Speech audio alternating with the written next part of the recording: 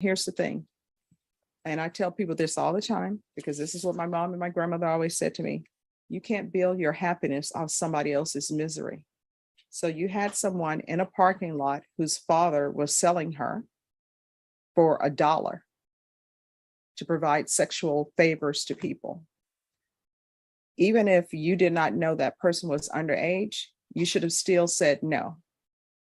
Because court is calling 2020 CR 3429, State of Texas versus Victor Gelman. Could I have parties announced for the record for the state?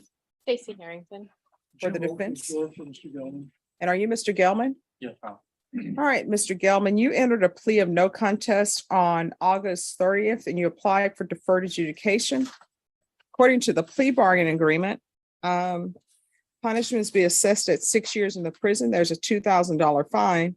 State is silent on your application. There is to be Chapter 62 registration and no contact with the complainant. Have both parties had a chance to review the PSI report? Yes, Your Honor. Yes, Your Honor. Any objections to the PSI report, State? No, Your Honor. Defense? No, Your Honor. All right, defense, do you have any witnesses? May we proceed, Your Honor? Yes. Thank you. Mr. Gilman, going forward. Oh. I'm sorry. Did you want to call him as a witness or no? All Yes. right, could you raise your right hand for me, Mr. Gelman? Do you solemnly swear or affirm the testimony you give will be the truth and nothing but the truth? So help you God? Yes, ma'am. All right, you can lower your hand, state your name for the record. Victor Gilman. Mr. Gilman, you've had an opportunity to go over what I'm holding in my hand. You're reviewing and have reviewed before we came up here that early. Both the TAP evaluation, I'm holding it in my right hand, and the PSI in my left hand, correct? Yes. Do you remember when we were talking a few minutes ago, you had told me, and I was a little unclear, but maybe we can make it clear at this point. You were referring to the TAP, and we wanted to make a correction, or there was some type of clarification, I believe, that you wanted to point out. Is that correct? Did I understand you correctly? Under the substance abuse history? I can't. We can't hear you. Just make sure you speak up. I just couldn't remember what the question was. Okay, the question that you were asked by the TAP evaluator, Yes. and they were, I mentioned to you that this was a self-reporting substance abuse history, like the heading says. They're asking you about your personal use of any type of drugs, alcohol, correct? Yes. I understood you to say there was something you wanted to correct. Did I misunderstand you? No. Is everything okay Yeah. on this? Yeah. Okay, that's fine, thank you. Mr. Gilman, if you were, I see that your permanent address lists you in Lebanon, Ohio. Can you tell the court you have any current address? Where, in other words, if you're on probation, where would you be living? 19126 Salado Canyon. Salado Canyon, is that here in San Antonio, Yeah. Texas? And who would that be with? My parents. Your parents are here? Okay. And are there anyone underage at that address? No. Just you and your parents would be there? Yes. Okay. Do you have brothers and sisters here in San Antonio as No. well? How long have your parents been here in San Antonio? 5 years. 5 years, okay. So your Lebanon, Ohio address was your previous address is all this means when you asked that question about your permanent address, right? Right. And the current address, of course, lists you in the Bear County Jail, but I wanted to clear up that you did have a local address, correct? Yes. Mr. Gillen, were you working when you were arrested on this case? Yeah. What were you doing? Food delivery. Well, okay, tell me a little bit about that. Was it from a restaurant or a grocery store? Oh, no, it's independent food delivery. Independent food delivery? Was it from a company? And if so, what was the Yeah, name? Uber Eats. Uber Eats?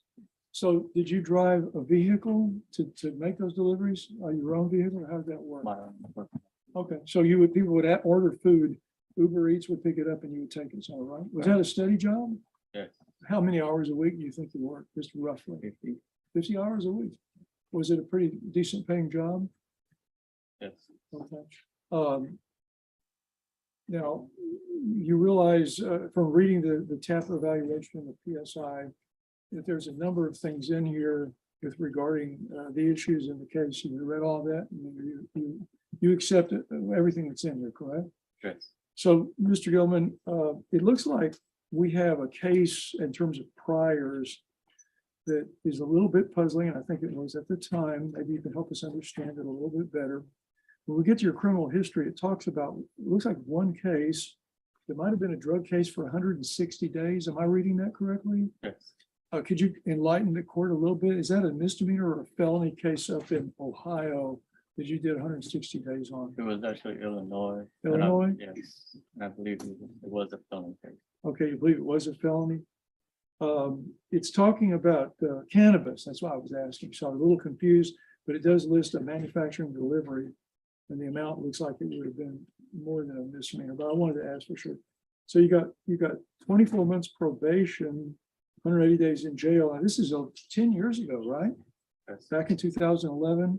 What does it mean? 10 years.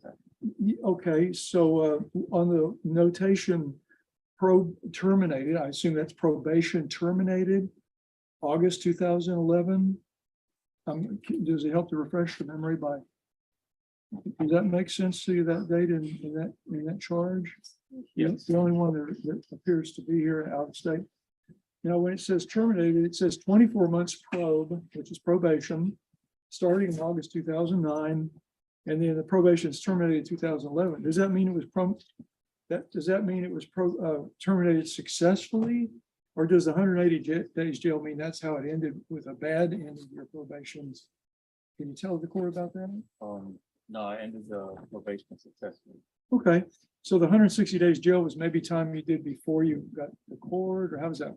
How can you explain? Before I received probation. Okay, because it does say exactly 2 years later, 24 months probation terminated. So I'm assuming that means it was terminated successfully, right? Not revoked? Yes. Do you understand what I mean by that? Yes. Okay. Now locally here, you have a misdemeanor, 2019. And you didn't have any probation. You got 2 days jail. Looks like it was somewhat right before COVID. I'm pointing with my finger here, 2019. Okay. Right. So that's the only case you've had. No other cases in the state or locality. Okay. Mr. Gilman, do you want to be on probation? Yes. You make a comment in here that something about you think you'll be really good on probation. I think it's the last page, maybe. They're asking you a question. And let's see if I can find it. Do you remember what you told them? I do. You remember what you told them? Yes, I do. Can you tell the judge, it says here, I feel I will accomplish everything that is needed. Yes. And it's in quotes. Tell the judge what that means to you, if you wouldn't mind telling us that. Anything needed to finish probation successfully, Your Honor, I feel like I'd be able to accomplish it. Are you a great believer in being able to do that? Do you think you can do it? You've done it once before, it looks like. Absolutely. Is there anything that you'd like to tell the judge with regard to her decision that you think she needs to know that we haven't brought to her about why you need to be on probation and how much you want to be on probation?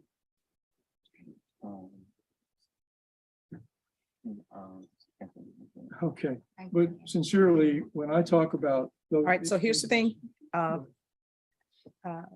Mr. Gelman, you're gonna have to stop mumbling because the court reporter cannot hear you, okay? Okay.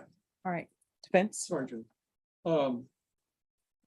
Just to conclude how important this is to you, I know you've told me it is. You and I, you've opened up with me actually a lot better than you have with the judge. And I'm attributing that to you being a little nervous and concerned. Is that a fair statement?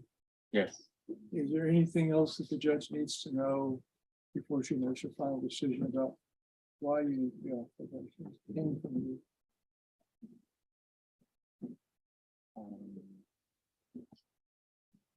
I don't think so, Your Honor. I think I've said what I needed to. In your statement where you're ready to throw yourself into this and do whatever you need to do exactly the way you did 10 years ago Right. with that drug case. Right. Thank you, Judge. That's all we have. I'll pass the witness. Well, we're silent, Judge, and the only thing that the state would comment on based on his questioning is it was the state's belief that his parents sold the house on Salado Canyon, moved to Ohio, and he moved with them. And he has asked his parents to come back down here should he be granted probation. His parents have told him they cannot do that. His mom can come for a few days, but they cannot move back down here for him for while he's on probation. So I'm not sure if where the information is coming from. The parents still have the house on Salado Canyon. There was a deed transfer through the Bear County Appraisal District showing someone unrelated to them having purchased that home. All right, thank you. All right, Judge, may I conclude with Yes. one thing I forgot to mention? Of course, on page 4, I know the court has taken careful note of this. yes, But there's been no contact made with the victim, no response on multiple times. yes. All right, this is what the court is going to do. The court is going to deny your application, find you guilty. There's to be chapter 62 registration, $2,000 fine, time and money run concurrent. No contact with Aaliyah Ortiz, credit for any time served, 6 years in the prison. I'm going to show you what's entitled Trial Court Certification of Defendant's Rights to Appeal. Did you review that document with your attorney? Did you understand it and did you sign it?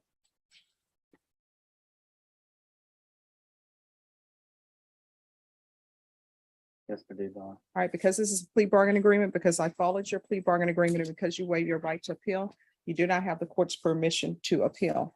Because this is a felony conviction, you're not allowed to own or possess any weapons or ammunition. If you have a question over what a weapon or ammunition is, you'll need to speak to your attorney. Do you understand? Yes, Don. All right, we can go off the record. Mr. Gelman, here's the thing. And I tell people this all the time, because this is what my mom and my grandmother always said to me. You can't build your happiness on somebody else's misery. So you had someone in a parking lot whose father was selling her for $1 to provide sexual favors to people. Even if you did not know that person was underage, you should have still said no, because someone is selling their body for $1. And then to chalk it up, not only is that you didn't use any type of protection, which means she could have some sort of disease, or she could have given you some sort of disease. And also she could be pregnant. You understand? Yes, Don. So you're going to have to make better choices, and don't ever try to build your happiness or a minute's pleasure of happiness of someone else's misery, because I'm sure that's very miserable for her. Do you understand? Yes, Don. All right, good luck to you. Thank you, Judge. May I be excused? Yes.